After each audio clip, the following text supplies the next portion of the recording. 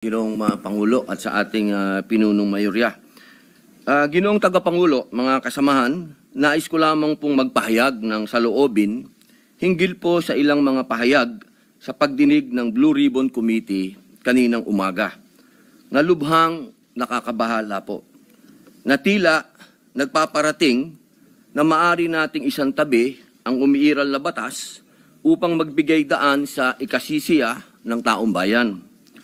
Bagamat lubos ko pong nauunawaan ang pangingibabaw ng kalooban ng taong bayan, meron po tayong mga demokratikong mekanismo upang isakatuparan ito. Isipin natin ang posibleng maging epekto nito sa ating mga komunidad, lalo na po sa mga lugar na matagal na pong pinagsisikapan itaguyod ang kapayapaan at kaayusan. Halimbawa na lang po sa Mindanao. Patuloy po tayo na nagpapaalala sa ating mga kababayan doon na sumunod sa batas. Na ang batas ay para sa lahat. Ang batas ay hindi hadlang sa kalayaan.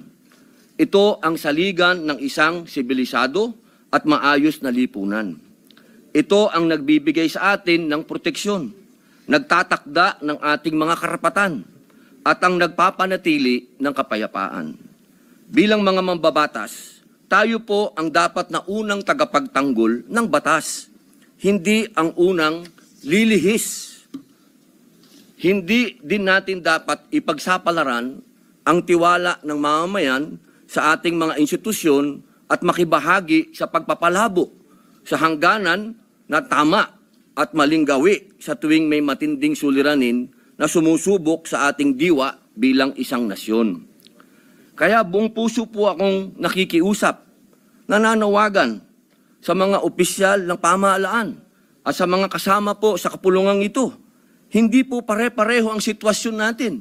Hindi po pareho ang Luzon, sa Visayas, sa Mindanao. Meron po mga katulad natin na umiikot sa mga liblib na lugar at nagpapakilala po ng batas na dapat sundin. Napakalulungkot po kung ganito ang ating pagbibitaw ng mga salita na we can bend the law.